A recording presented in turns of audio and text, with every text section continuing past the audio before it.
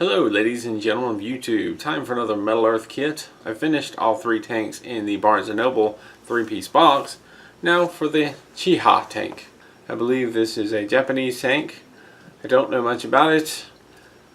I want to open it up. I want to see if it's as hard as the rest and add it to my collection. So let's tear into it. The Chiha tank. I believe that's how it's said. I could be wrong. Let's see what's inside of this Silver Edition. We have 2 sheets of fairly familiar tank parts, and we put that aside. Open up the directions. Blank on the back, except for this tiny little barrel. So let's carefully take that off of there.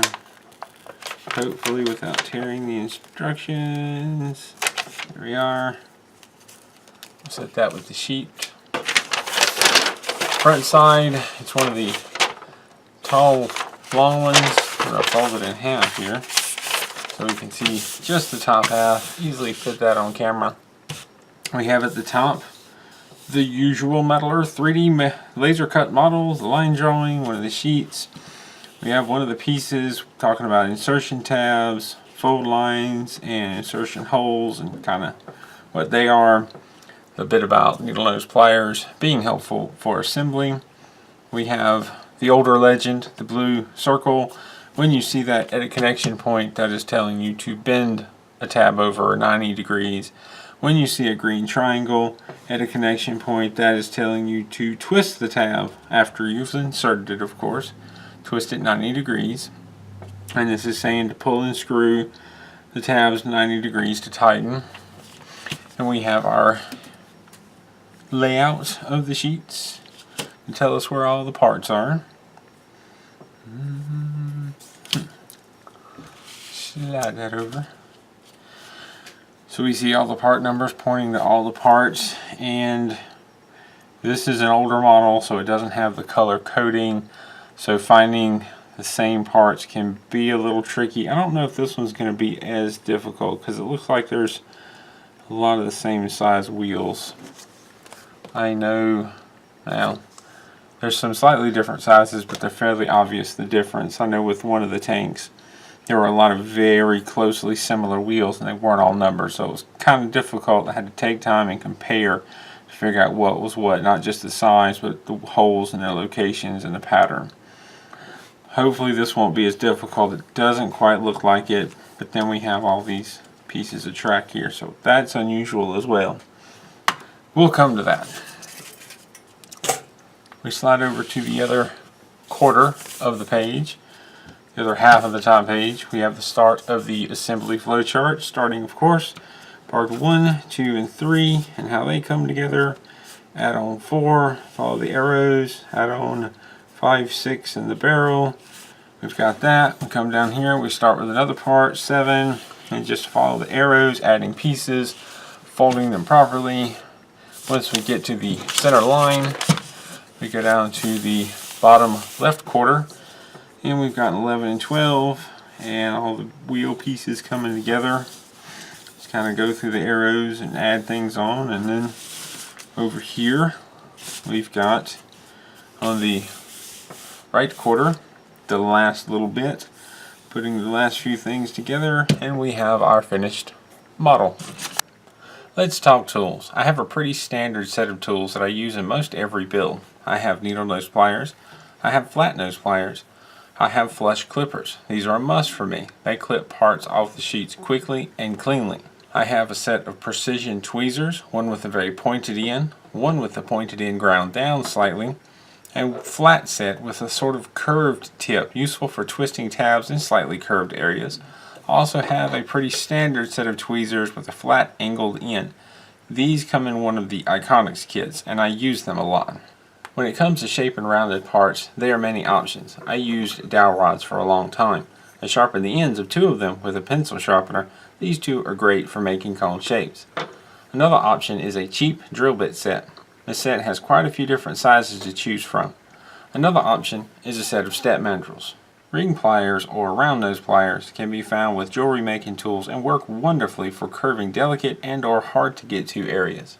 Curved needle nose pliers to me are very useful for bending over longer thin areas that have obstructions to keep regular needle nose pliers from getting to them and being helpful. They can also be handy in tight places. I've recently started using a sculpting set. I got this pretty cheap on Amazon.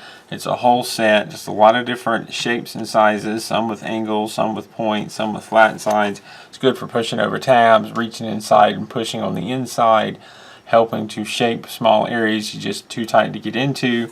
And we have a couple of hook shapes down here to replace the hook tools that I used to use. We looked real quick at the directions and the sheets. We've talked about some tools. Let's put this together.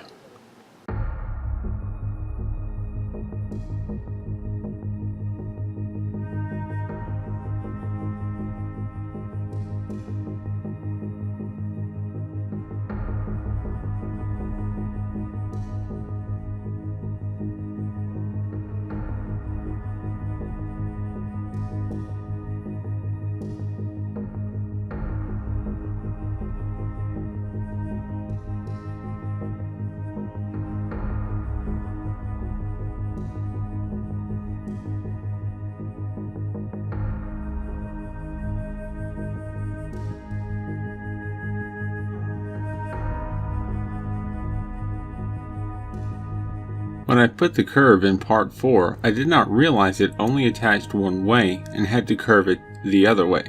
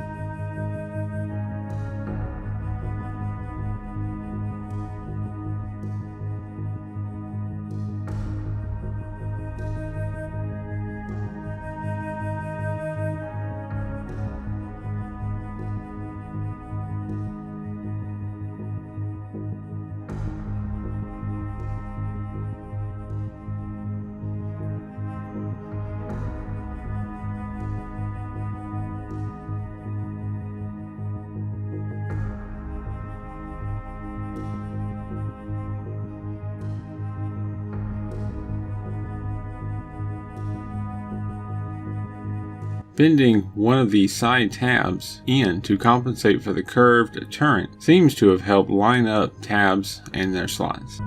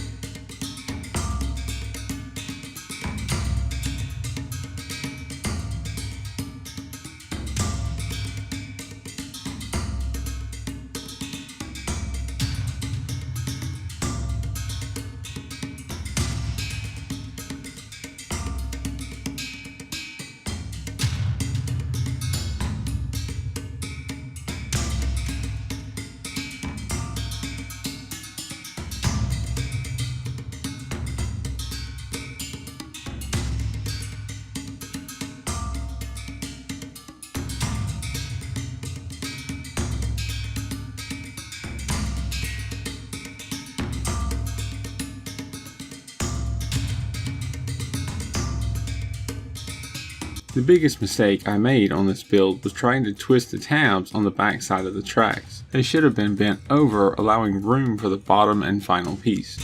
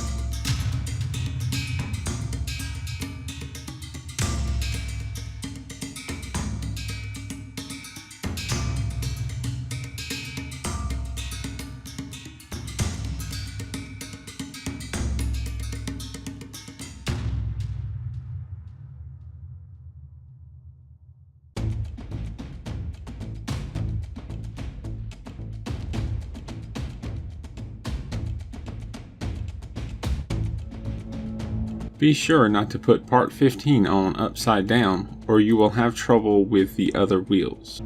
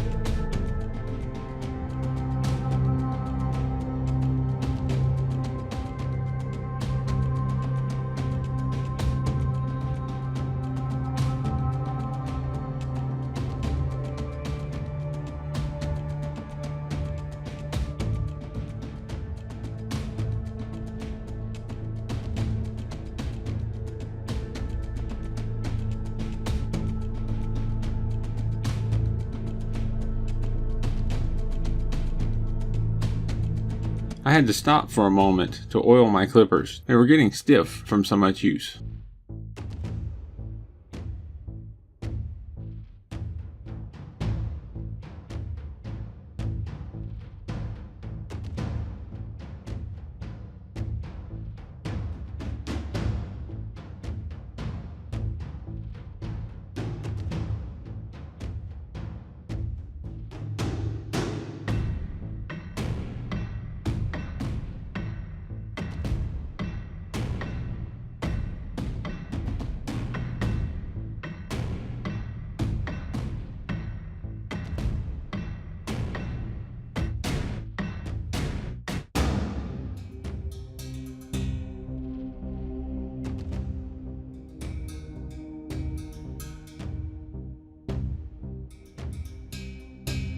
I should not have put part 18 on the first wheel and will later have to remove it.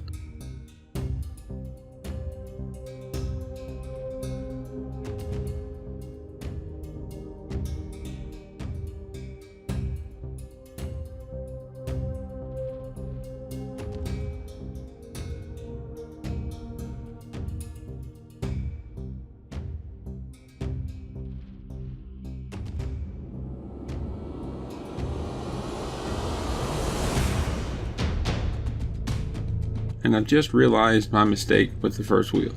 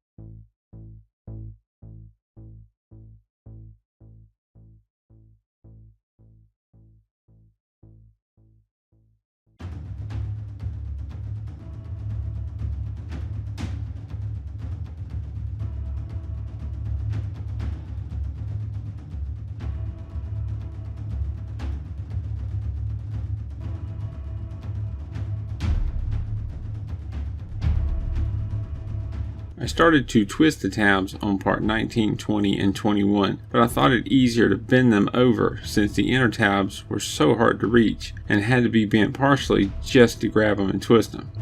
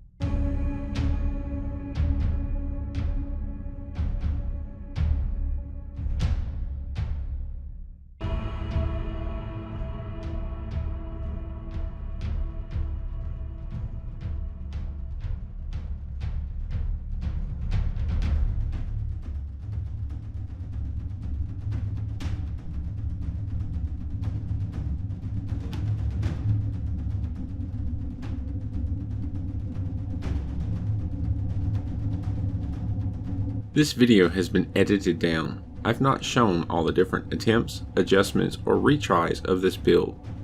I also clip out parts where I am studying directions, searching for and clipping parts, and sometimes repetitive steps. It may make this kit look like it comes together easier than it did, but there are a lot of bending and adjusting of parts to make things fit. Work slowly, be patient, and take your time.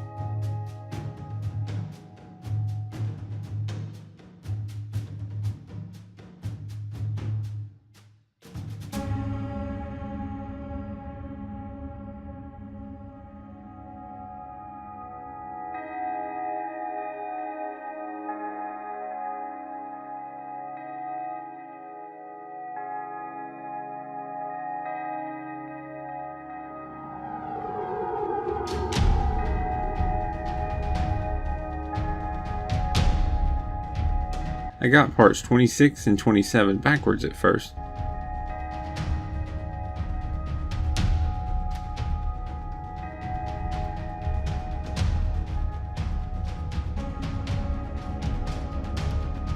And I should probably repeat that I should not have been twisting the tabs on the back sides of the tracks. They will get in the way later.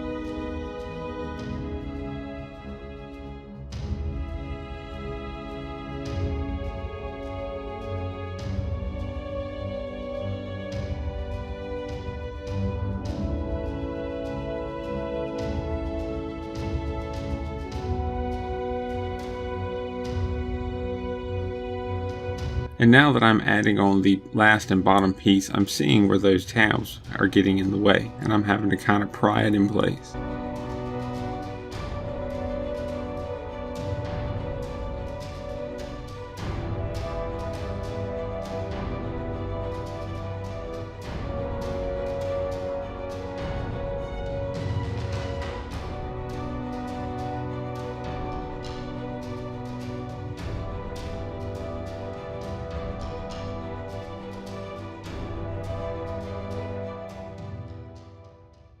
I give you the Chiha tank. This one was a fairly simple build, especially after having done 3 other tanks already. It's the same concept. You build the body, then you put together all the tracks, all the wheels, wrap the tracks around it, attach it to the body. It really wasn't that complicated, especially compared to a couple of other things I've done recently. This seemed almost relaxing. It wasn't frustrating. It went by fairly quickly. It took about 2 hours, which isn't really short, but isn't really long. And at the time, it was going to be the final tank in the collection. Now they've come out with the, I believe it's M1 Abrams tank. So I've got to get that now, and that's fine. I've got lots left to build. I will say this little piece here was a pain in the butt, and I expected it to be. And I first got it backwards, but it doesn't look too bad. And I thought the tank was mounted wrong at first because it points off to one side, and the pictures sort of indicate that. Sometimes the pictures can be misleading. Leave it at that. If you have any questions or comments, feel free to leave them down below. Have you built any of your own tanks? Which one is your favorite so far? Thank you for watching, and keep on keeping on.